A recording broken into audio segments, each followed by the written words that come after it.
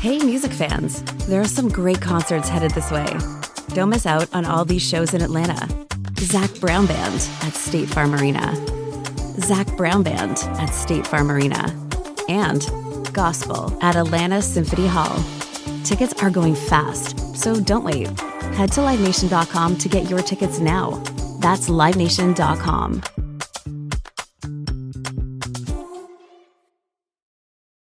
In the dry states of the Southwest, there's a group that's been denied a basic human right. In the Navajo Nation today, a third of our households don't have running water. But that's not something they chose for themselves. Can the Navajo people reclaim their right to water and contend with the government's legacy of control and neglect? Our water, our future, our water, our future. That's in the next season of Reclaimed, the lifeblood of Navajo Nation. Listen now wherever you get your podcasts.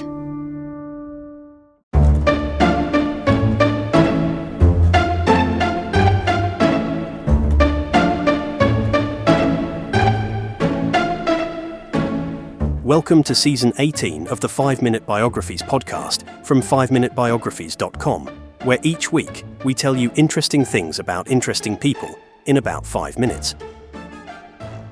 If you enjoy the show and would like to support us, why not consider buying us a coffee? Head on over to 5minutebiographies.com/coffee to see how. This is episode 9, Aristotle.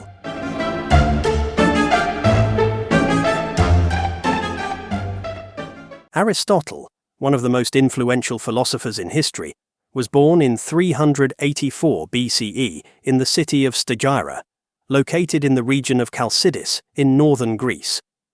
His works in a wide range of fields, including philosophy, politics, ethics, biology, and logic, profoundly shaped Western thought. As a student of Plato and the tutor of Alexander the Great, Aristotle's life bridged the gap between the classical Greek world and the Hellenistic period, and his contributions continue to impact modern philosophy, science, and education. Aristotle's family background played a significant role in his intellectual development. His father, Nicomachus, served as the personal physician to King Amyntas III of Macedon, and it is likely that his father's medical expertise influenced Aristotle's interest in the natural sciences. Aristotle's early life was spent in Stagira, where he received a basic education in philosophy, medicine, and other subjects that were essential for a young man of his social standing. His parents died while he was still young, and he was likely raised by a guardian, though details about his early years remain scarce. At the age of 17, Aristotle moved to Athens, the intellectual center of the Greek world, to pursue further education. In Athens, he joined Plato's academy, where he studied for 2 decades. During his time at the academy, Aristotle developed his intellectual skills and refined his thinking under Plato's guidance. Plato's philosophy, particularly his theory of forms, greatly influenced Aristotle, though Aristotle would later develop ideas that diverged from his teachers. Aristotle respected Plato deeply, but began to question some of his fundamental theories, especially the concept of ideal forms, which Plato believed existed independently of the material world. Aristotle, in contrast, argued for a more empirical approach, grounded in observation and experience. His belief in the importance of studying the physical world as a way to understand reality laid the foundation for his later scientific inquiries.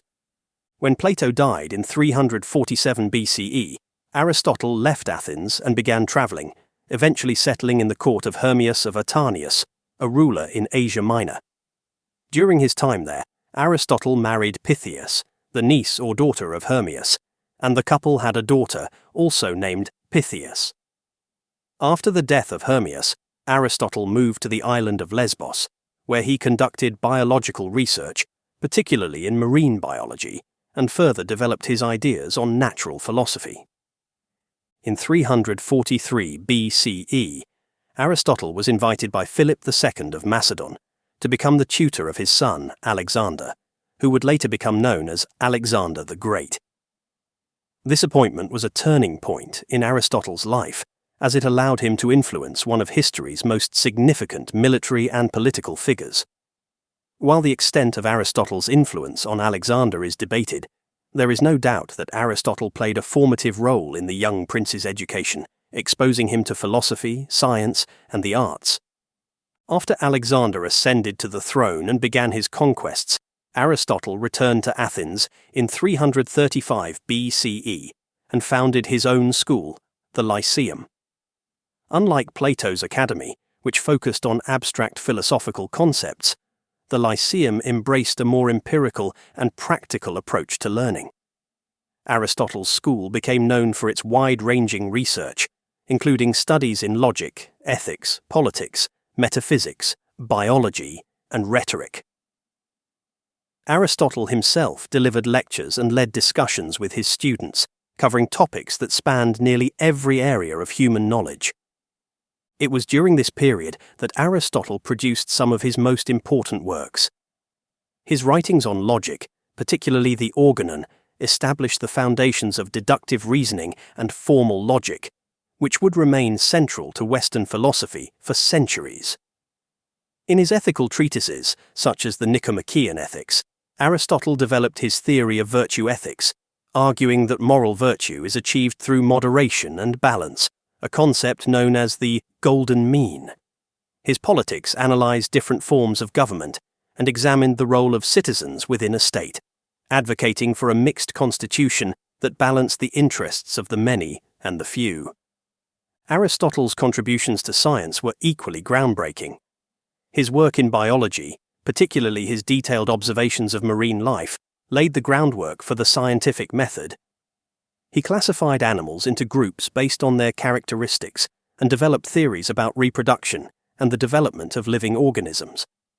Although many of his scientific ideas were later proven incorrect, his emphasis on observation and classification was a significant departure from the speculative methods of his predecessors. Aristotle's relationship with Alexander the Great remained complex throughout his life. While Aristotle initially supported Alexander's campaigns, especially when they were aimed at spreading Greek culture, he later became critical of Alexander's imperial ambitions and his adoption of Persian customs. After Alexander's death in 323 BCE, anti-Macedonian sentiment grew in Athens, and Aristotle's association with the Macedonian court made him a target of political opposition. Faced with the threat of persecution, Aristotle left Athens, famously stating that he would not allow Athens to sin twice against philosophy, a reference to the execution of Socrates. He fled to the city of Chalcidice on the island of Euboea, where his mother's family owned property. It was here, in 322 BCE, that Aristotle died of natural causes at the age of 62. Aristotle's death marked the end of one of the most productive intellectual lives in history, but his legacy would endure for millennia.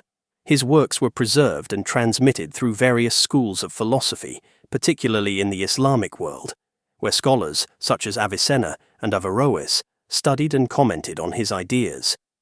During the Middle Ages, Aristotle's writings were reintroduced to Europe, where they became central to the development of medieval scholasticism, particularly through the work of Thomas Aquinas. Aristotle's influence on Western thought is immeasurable. His ideas on logic, ethics, politics, metaphysics, and science laid the foundation for much of modern philosophy and scientific inquiry. His belief in the importance of empirical observation and reason continues to underpin the scientific method today, and his ethical theories still resonate in contemporary debates about morality and human flourishing. Aristotle's intellectual legacy remains a cornerstone of philosophy, and his contributions to human knowledge are a testament to the enduring power of inquiry and reason. I hope you enjoyed that episode of 5-Minute Biographies from 5minutebiographies.com. If you did, why not subscribe so you don't miss any future episodes, and leave us a review while you're there. Also, why not consider our other 5-minute podcasts? 5-Minute History, 5-Minute Murder, 5-Minute Mysteries, and 5-Minute Warfare. Thanks for listening, and I'll see you next week.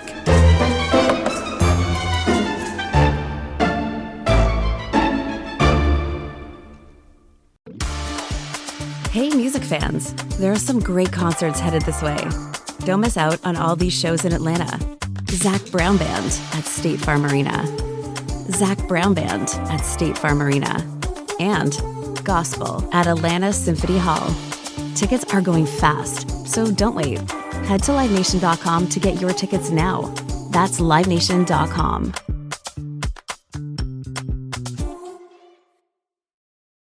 Marketing is hard. But I'll tell you a little secret. It doesn't have to be. Let me point something out.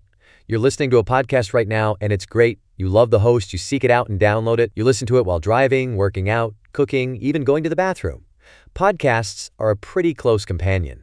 And this is a podcast ad. Did I get your attention? You can reach great listeners like yourself with podcast advertising from Libsyn Ads. Choose from hundreds of top podcasts offering host endorsements, or run a pre-produced ad like this one across thousands of shows to reach your target audience in their favorite podcasts with Libsyn Ads. Go to libsynads.com, that's Libsyn, ads.com today.